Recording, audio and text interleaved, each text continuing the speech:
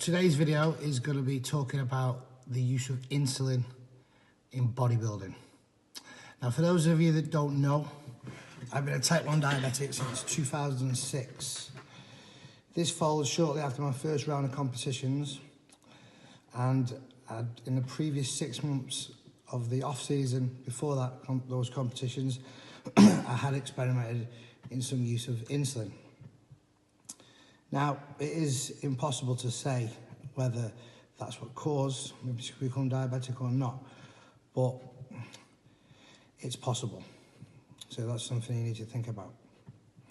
Now, if you're watching this video on Instagram or Facebook, you will need to sign into my YouTube channel, Kelvin Peak Physique, for the full video, where I'm going to discuss my views on insulin, whether it should be used, who should use it, why you should use it.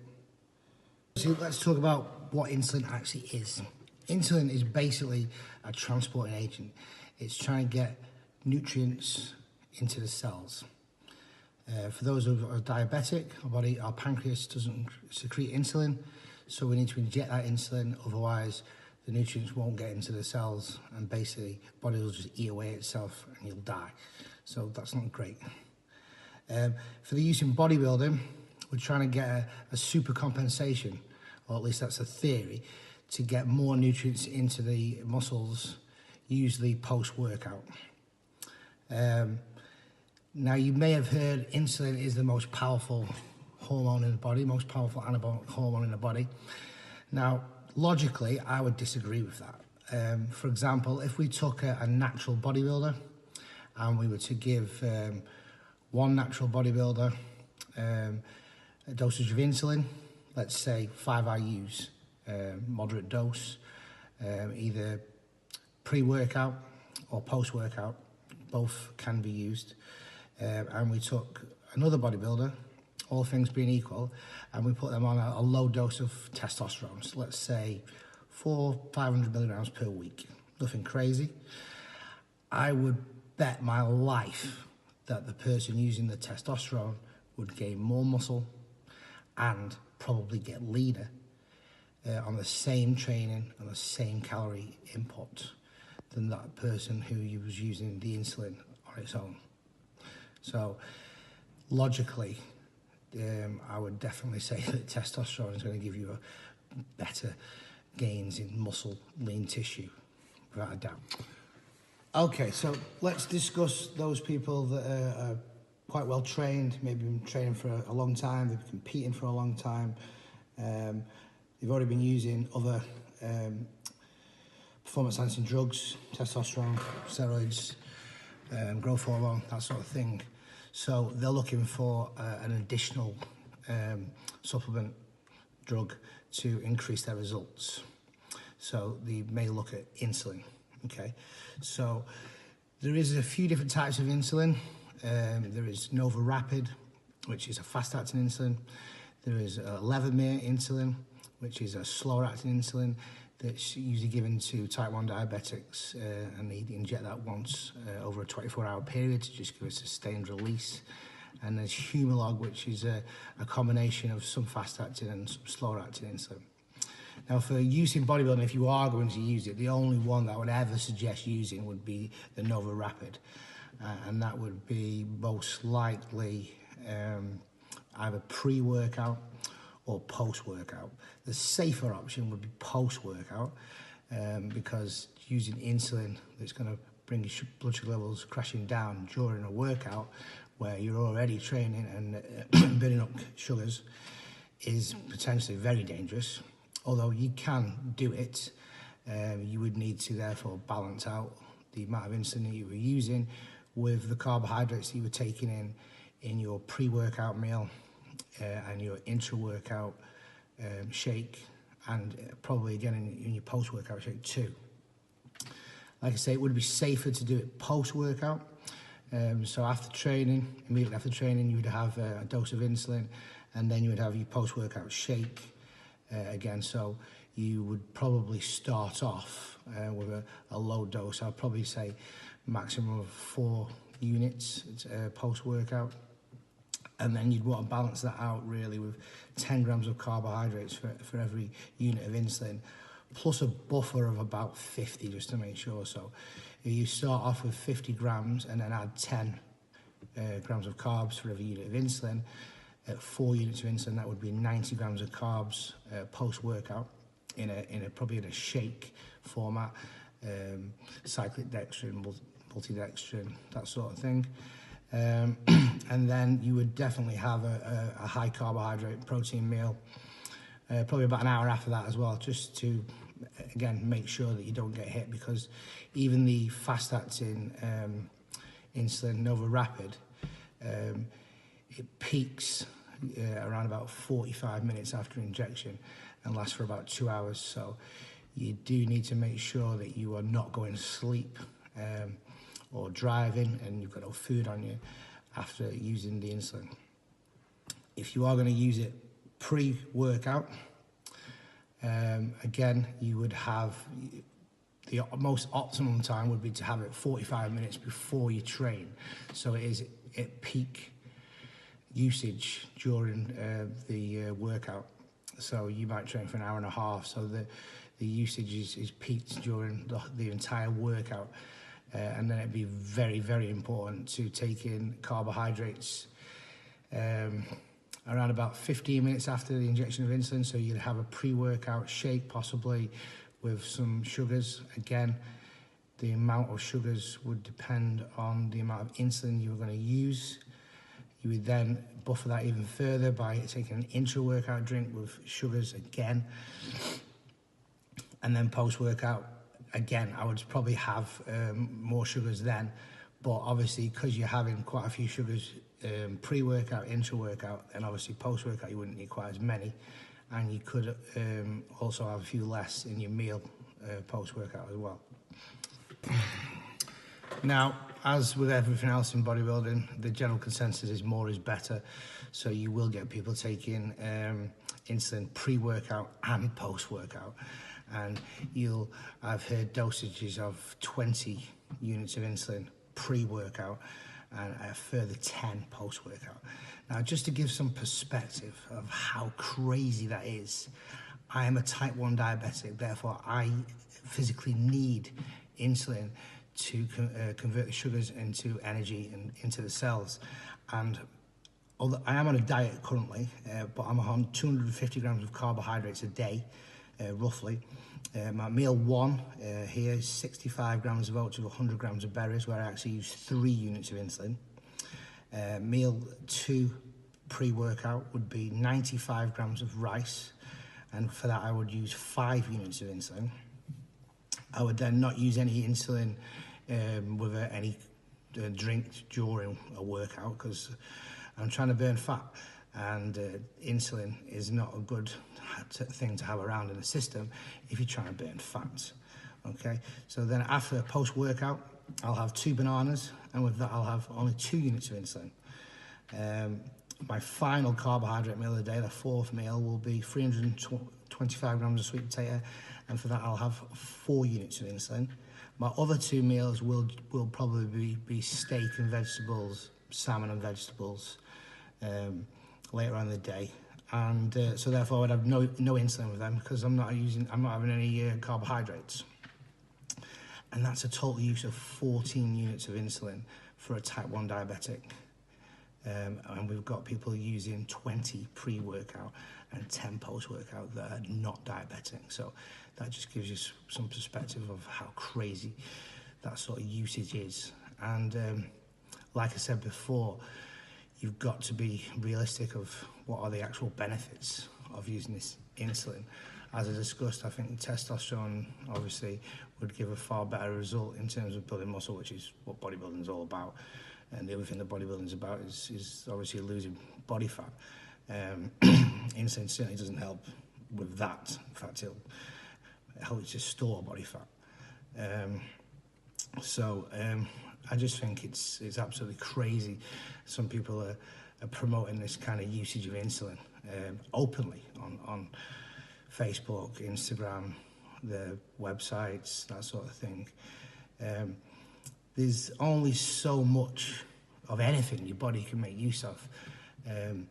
So, taking in 30 units of insulin double what a type 1 diabetic who's still eating 250 grams of carbs a day.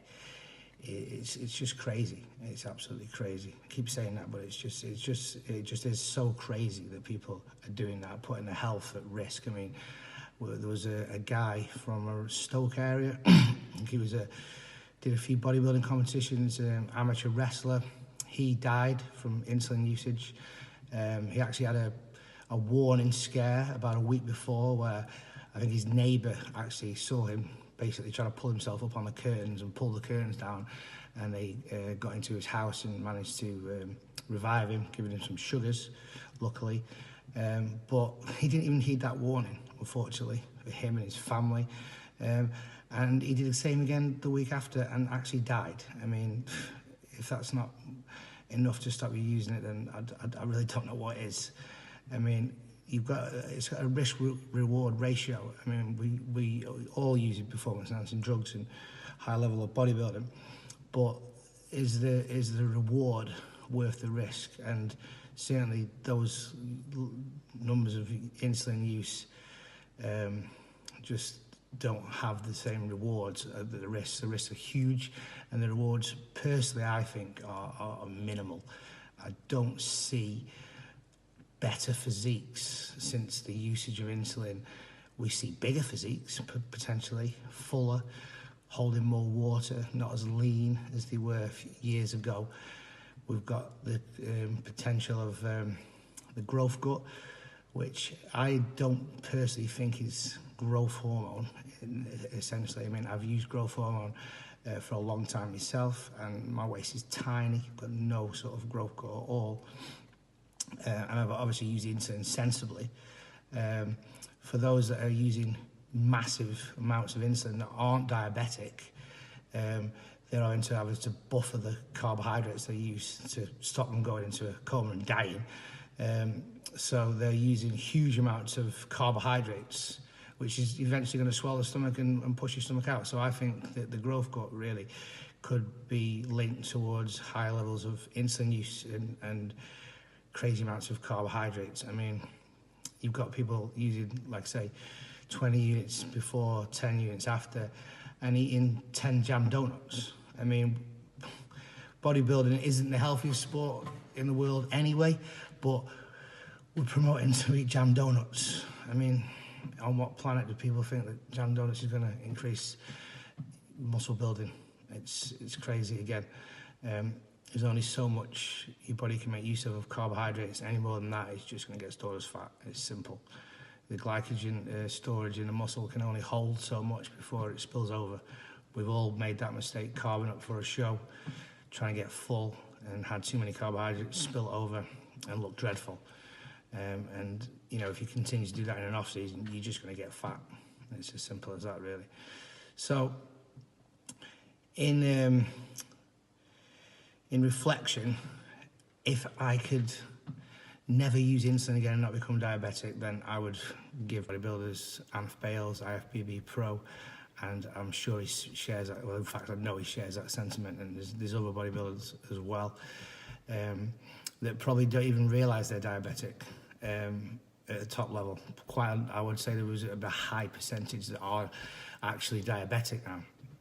I mean, you know, for my usage being so low, and I am type 1 diabetic, and they're managing to use, you know, double this amount, and so they probably are diabetic without even knowing about it, and their blood sugars will rise, but because they continue to use it all the time, then they probably haven't even noticed.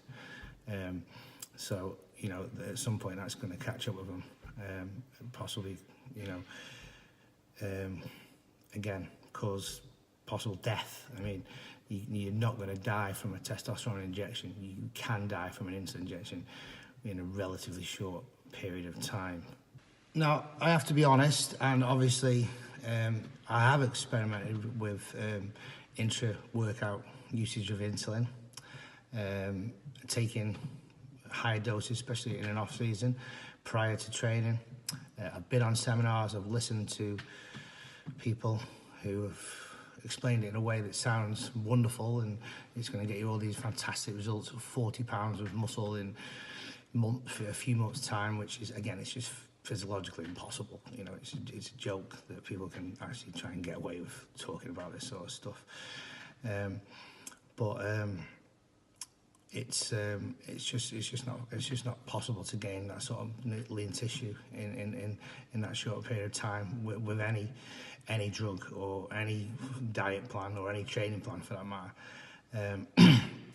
But there could be a use for smaller amounts of insulin, and maybe there could be some benefits. Of course, there's not many studies done on these things because you know, what scientific study group is going to test bodybuilders and the use of insulin, because it just goes against all ethics. So there's no real evidence to show that it's going to build muscle. But for those that are going to be sensible, taking, you know, 5 to 6 IUs pre-workout in an off-season for maybe 4 weeks at a time and monitoring the results from that, you know, you can be your own test subject, but, you know, that's using a sensible amount. And then, you know, if you do find that you're getting results, then perhaps you could increase it slightly. Perhaps you could do a little bit of insulin post-workout and see if, you know, doing a little bit more has a benefit, or whether 4 units gets you a little bit of benefit and 8 units, 12 units, 16 units, 20 units gives you no further benefit. You know, it's worth, for some people who are maybe very sure of what they're doing, and they're doing it in a very safe manner, because it can be done safely, using small amounts of insulin and buffering the carbohydrates. It can be done relatively safely. You could see whether you would get good results from this, and if you did, fine.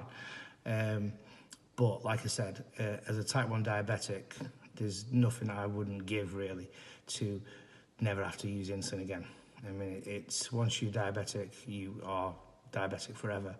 And my blood sugar levels can go up or down through any reason. If I get a cold, if I'm run down, actually the use of steroids increases or decreases my insulin sensitivity. How lean I am increases my sensitivity, so I've constantly got to manage how much insulin I'm using in order to not go hypo, and obviously not go high either, because the long-term side effects of having a high sugar levels, you know, eventually blind, you know, your feet are going to basically rot off towards the end. It's not a good thing to have at all, and it's certainly not beneficial in any way to be type 1 diabetic in bodybuilding or any sport. So in reflection and in summary, I would say experiment with small doses, see if there is any results, test your body fat after a 4-week period, have a look at your weight, has your strength increased during that period, and then do a similar 4-week period where you're using similar anabolics, similar calories, and see if the results are the same or better or worse with or without. But use it safely.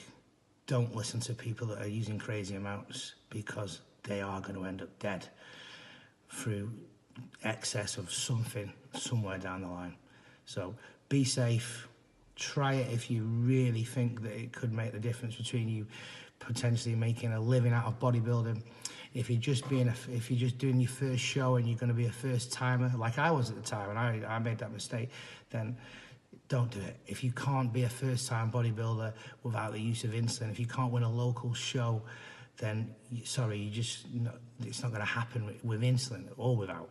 So if you're on the cusp of being an IFBB pro, and you know that tiny little bit of extra muscle may make the difference between you winning a pro card, then you know the reward then might be worth a small risk if you're using a sensible amount. But other than that, I really would advise against using it. And that's my summary as a type 1 diabetic who's been diabetic for 12 years. So if anyone's got experience to talk about it, I'm thinking it's going to be me, rather than somebody who's just read a few articles and experimented with usage of it, and not really know if their physique's got any better or not. They just do it because, well, if we just do everything we physically can, every drug we physically can, something's going to work. We don't know what's working, but something will work. When in reality, if these people were just training hard and they were eating right and taking in, you know, other performance-enhancing drugs with a lot less risk, and I personally think a greater reward, they may just have just as good a physique, possibly even better. So just think about that before you decide to go down the insulin route.